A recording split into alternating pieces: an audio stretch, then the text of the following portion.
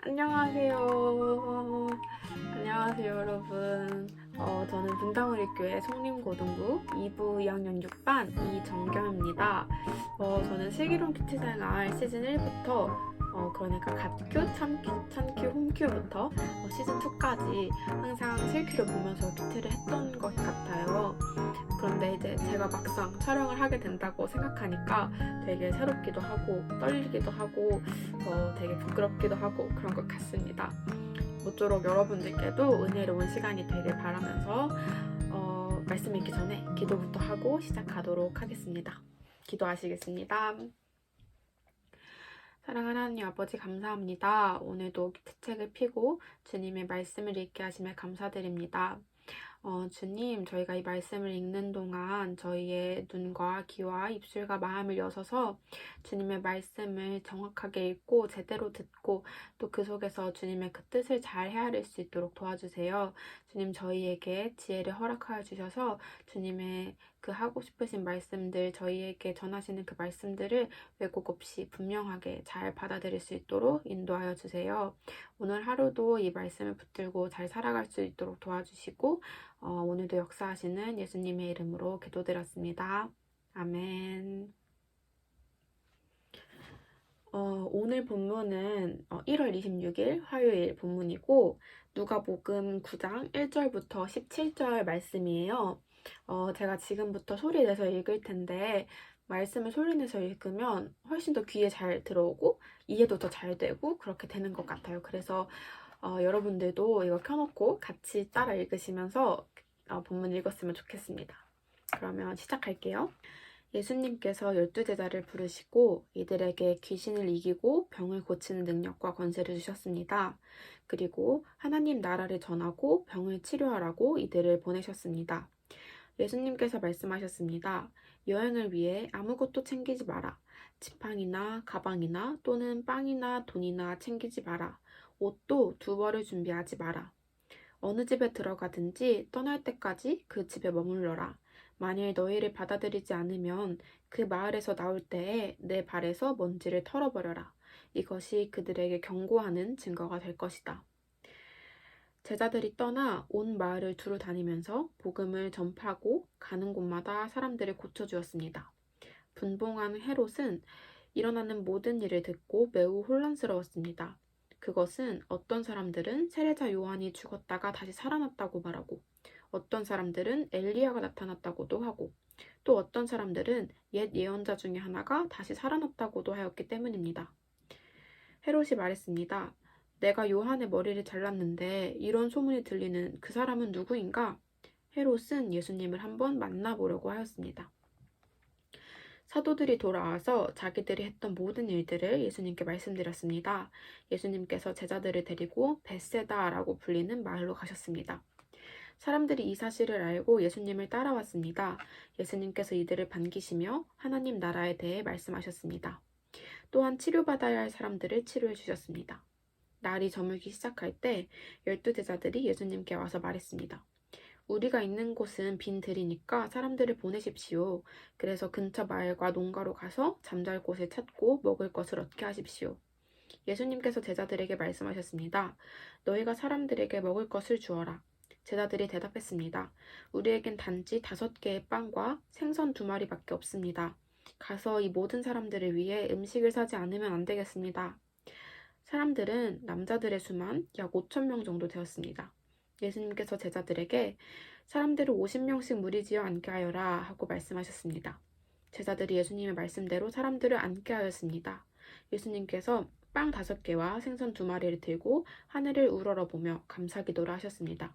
그런 후에 제자들에게 떼어주며 사람들 앞에 놓도록 하셨습니다. 사람들이 모두 먹고 배가 불렀습니다. 또한 남겨진 조각들을 모으니 12바구니에 가득 찼습니다. 네, 이렇게 본문을 다 읽었어요. 본문을 다 읽었고 이 본문을 한번 요약해서 정리하는 시간을 가져볼게요. 우선 첫 번째로 요 9장 첫 번째 부분에는 예수님께서 제자들에게 권세를 주시고 사역을 맡기시는 장면이 나옵니다. 이 사역은 하나님의 나라를 정하고 병도 고치고 그다음에 귀신도 내쫓고 이런 일들이었어요. 그래서 제자들이 이런 일들을 되게 많은 곳에서 이렇게 하다 보니까 사람들이 궁금해하기 시작합니다. 어, 저들이 예수라는 사람의 제자이던데 저들은 도대체 예수라는 사람이 어떤 사람이길래 저들이 저런 일을 행하는가 뭐 이렇게 궁금하기 시작한 것이죠. 그래서 어떤 사람들은 예수님을 세례 요한이라고도 하고 또 엘리야라고도 하고 옛 선지자, 옛 예언자라고도 합니다. 이런 소문들이 헤롯한테까지 갔어요. 그래서 헤롯까지 혼란하게 만들었습니다. 그래서 헤롯이 예수님을 만나보고 싶다고 할 정도로, 물론 이것은 예수님을 죽이려는 뜻이긴 하겠지만 아무튼 헤롯에게까지 그 이야기가 나갈 정도로 예수님의 이야기가 세상에 많이 떠돌게 되었어요. 그때 예수님은 기적을 일으키십니다. 저희가 아주 잘 알고 있는 기적이죠. 오병이어의 기적인데요. 바로 빵 5개, 물고기 2마리를 가지고 5천 명이 넘는, 그러니까 남자의 수만 5천 명인 거니까 여자와 아이들까지 합치면 되게 많은 숫자라고 알고 있어요. 그래서 5천 명 플러스 알파의 사람들을 먹이신 사건입니다. 그래서 제자들이 이 많은 사람들을 어떻게 먹이나 할 때 걱정하고 염려하고 있을 때 예수님은 예수님만의 권능으로 이 많은 사람들을 먹이시고 이 사람들의 필요를 채우시고 당신을 증명하신 거죠. 그래서 이렇게 저희가 본문을 한번 읽어봤고요. 지금부터는 한 5분 정도 각자 자기가 이 말씀을 듣고 예수님이 나에게 어떤 분이신지, 지금 어떤 분이시라는 걸 알 수 있는지, 또 나에게 주시는 교훈은 무엇인지에 관해서 묵상하는 시간을 가져보도록 하겠습니다.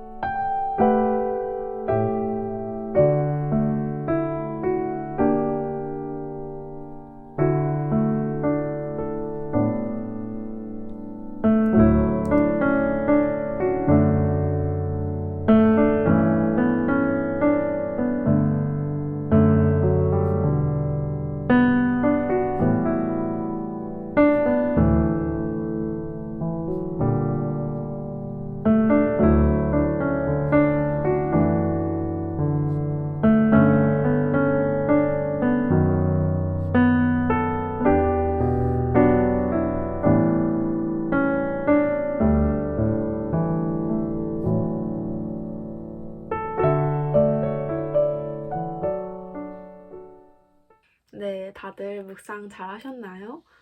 저 오늘 본문이 되게 뜻깊은 것 같아서 여러모로 은혜를 많이 받는 본문이었던 것 같아요.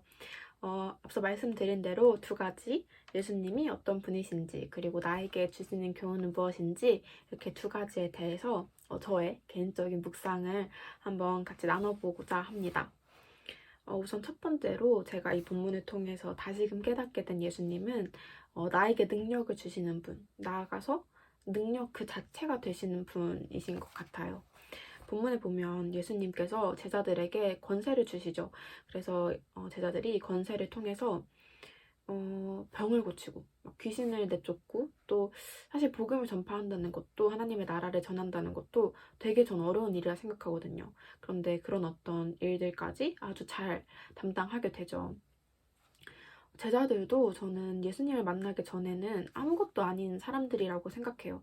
그들도 평범한 사람, 정말 지극히 평범한 사람이었다고 생각해요. 그런데 예수님을 만나주시고 그들을 지명하여 부르심으로 인해서 그들이 이런 일을 행하고 전하고 다닐 수 있게 된 것이죠. 저희도 똑같다고 생각해요. 예수님을 만나기 전에, 예수님을 알기 전에 보잘것없던 저희를 예수님께서 예배자로 세워주셨죠. 그래서 예수님을 찬양할 수 있게 해주시고, 기도하게 해주시고, 또 감사하면서 살 수 있게 해주시고, 그런 능력을 저희가 받을 수 있게 된 것 같아요.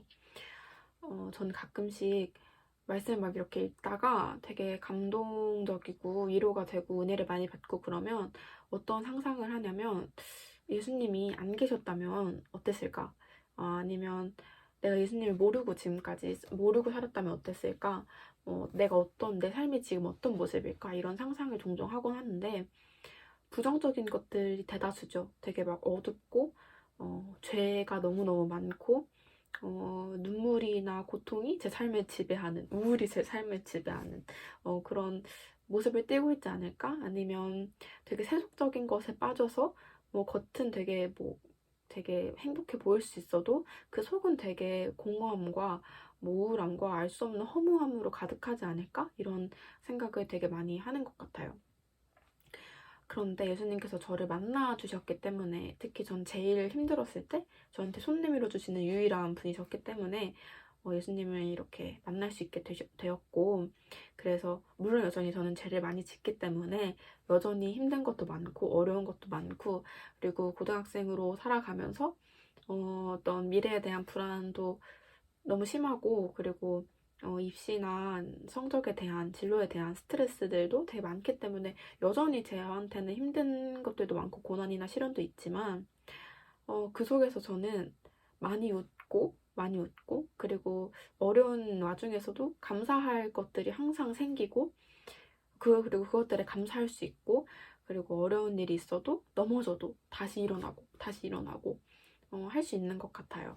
제가 되게 좋아하는 말씀이 그가 넘어지나 아주 엎드려지지 아니함은 이 구절을 되게 좋아하는데 넘어지는 건 사실 전 당연한 걸 생각해요. 인간은 되게 연약하고 영으로도 연약하고 육체도 연약하고 그러니까 그런데 저희가 아예 넘어지지 아니하고 아예 포기하지 아니하고 아예 절망하지 아니하는 것은 주님께서 저희를 붙드시고 저희에게 부어주시는 그 은혜가 되게 큰 거라고 생각하거든요. 그래서 그렇게 버틸 수 있는 힘을 우리에게 주시고 하루하루를 살아갈 수 있는 그 은혜를 주시는 분이시라고 저는 생각을 했습니다.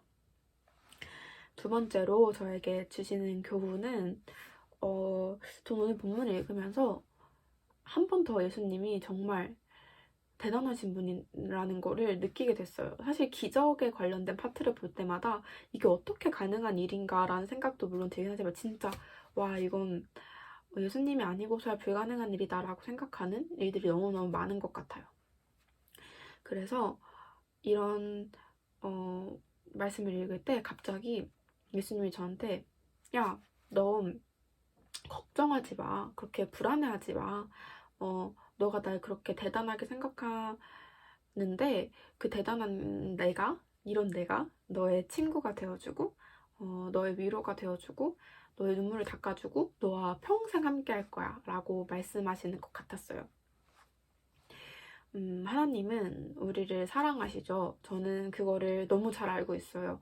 머리로 알게 된 거는 기억도 안 나는 어린 시절부터였고, 그리고 또 실제로 경험도 했어요. 저는, 와, 내가 이런 사람인데도 하나님이 날 사랑해 주시는구나. 내가 이것밖에 안 되는 사람인데 하나님이 나를 사랑하셔서 죽기까지 하셨구나. 다른 사람을 위해서 죽는다는 건 가능한 일인가? 정말 그 정도의 사랑은 얼마나 큰 사랑일까? 이런 생각을 되게 많이 했어요. 그래서 예수님의 그 사랑을 깨닫기도 했고, 예수님이 나와 함께 하신다는 것도 전 피부로 느꼈는데, 그럼에도 불구하고 자꾸 있는 것 같아요. 잊고 있는 것 같아요. 그냥 내 뒤에 하나님이라는 커다란 백이 있다는 사실을 머리로는 알고 있는데, 계속 까먹고 다른 사람들이랑 자꾸 비교하게 되고, 나한테는 하나님이라는 분이 있으신데, 그게 없는 사람들한테는 뭔가 세상적인 어떤 좋은 것들이 더 많다고 해서 자꾸 그들을 부러워하게 되고 나의 어떤 상황을 되게 안 좋게 보게 되고 부정적으로 보게 되고 하나님을 원망하게 되고 그런 순간들이 종종 찾아오더라고요. 그래서 사소한 것에 되게 두려워하게도 되고 불안해지기도 하고 그리고 제가 문제보다 크신 주님이라는 어떤 말을 되게 제 신앙적인 교훈으로 삼거든요. 되게 중요하게 생각하는 말인데 이걸 입술로도 제가 많이 고백을 했고 진심으로 마음을 다해서 고백한 적도 있고 또 머리로 정말 잘 알고 있는데 막상 문제에 도달하게 되면 문제가 너무 커 보여서 주님은 보이지 않을 때가 되게 많더라고요.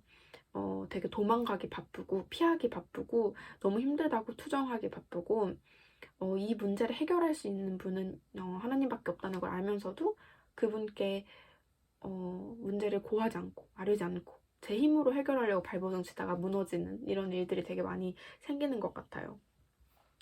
그런데 예수님은 제자들에게 그 사역을 보내시면서 여기 3절에 보면 여행을 위해 아무것도 챙기지 마라.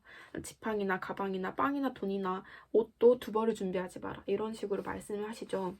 이것들은 다 저는 되게 여행에 필수적인 거라 생각해요. 지팡이나 그러니까 오랜 시간을 걷기 위한 지팡이나 아니면 짐을 챙겨야 되니까 가방 그리고 사실 필수적인 거는 먹을 음식 그러니까 빵이랑 그다음에 경비, 돈 이거 너무 중요한 거죠. 그리고 옷도 사실은 되게 중요하고요. 그런데 그걸 챙기지 말라고 하세요. 그걸 챙기지 말라고 하고 필수적인 것들을 가져가지 말라고 하시는 거죠. 사실 저는 본문을 읽으면서 와 근데 이렇게 해서 어떻게 사역을 하지? 사역을 되게 힘든 일일 텐데 어떻게 아무것도 준비해가지 않으면서 이 일을 하지? 감당하지? 이렇게 생각했는데 사도들은 안전하게 돌아옵니다. 그것도 본인들에게 맡겨진 그 사역을 잘 감당하고 돌아와요. 예수님께서 그들을 지켜주신 것이죠. 은혜를 베푸신 것이죠.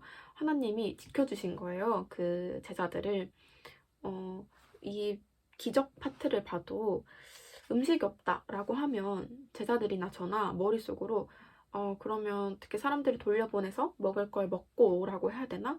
아니면 이 많은 사람들의 음식을 우리가 어떻게 어디 가서 사올 방법이 있을까? 돈은 어떻게 구하지? 이런 생각밖에 없을 것 같은데 예수님은 저희가 감히 상상도 하지 못한 방법으로 이것들을 채우십니다. 어, 그래서 인간의 어떤 그 지식이나 저희가 생각하는 그 지혜의 끝은 예수님의 발끝도 못 따라가는 것 같아요. 저희가 상상하지 못한 방법으로 이 기적을 일으키셨듯이 저희의 삶도 저희가 예상치 못하고 되게 막막하고 불안할 때 저희가 어, 감히 이렇게 될 것이라고 예상하지도 못한 방법으로 우리를 이끄신다는 것. 그래서 결국 가장 좋은 것으로, 가장 좋은 것만 우리에게 주시고 가장 좋은 길로만 우리를 이끄신다는 것. 그래서 전 첫 번째로 그런 예수님의 모습을 신뢰하고 그런 예수님의 능력을 또 신뢰하고 그래서 그분께 의심하지 않고 순종하는 것이 되게 중요하다고 생각해요. 그리고 세 번째로 그 순종함을 통해서 하나님이 저희에게 원하시는 것 있잖아요. 하나님을 기뻐하는 것, 찬양하는 것, 감사하면서 하는 것 등등등 그 많은 것들을 제자들이 사역을 했듯이 저희는 그러한 각자의 자리에서 하나님이 우리에게 원하시는 것들을 잘 감당해 나가는 게 필요한 자세이지 않을까라고 생각을 합니다. 어, 여기까지가 저의 나눔이에요.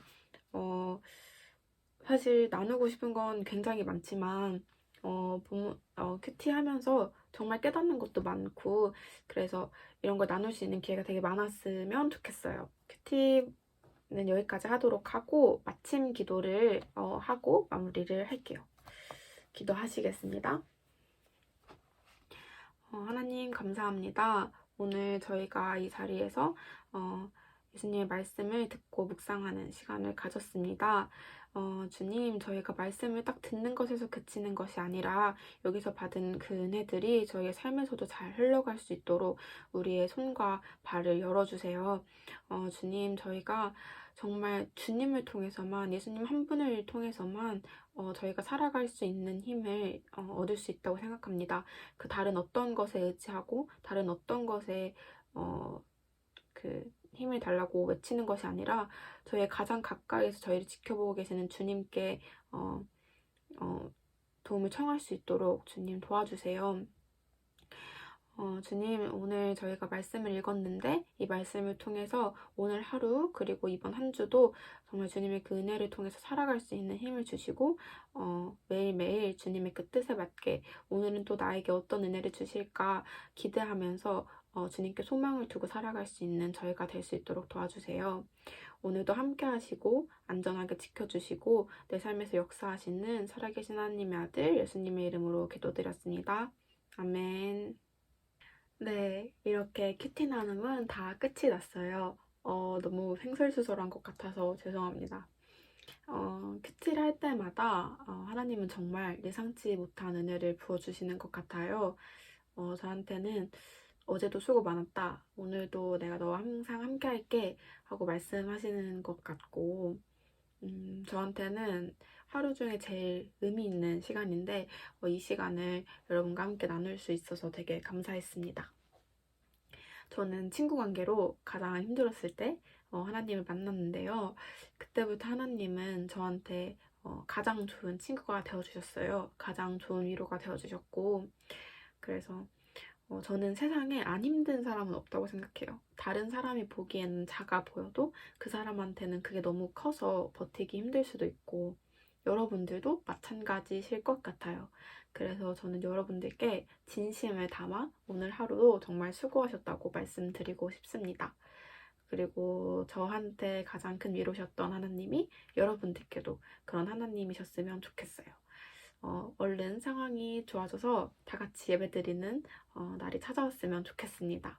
그럼 여기서 마무리할게요. 안녕.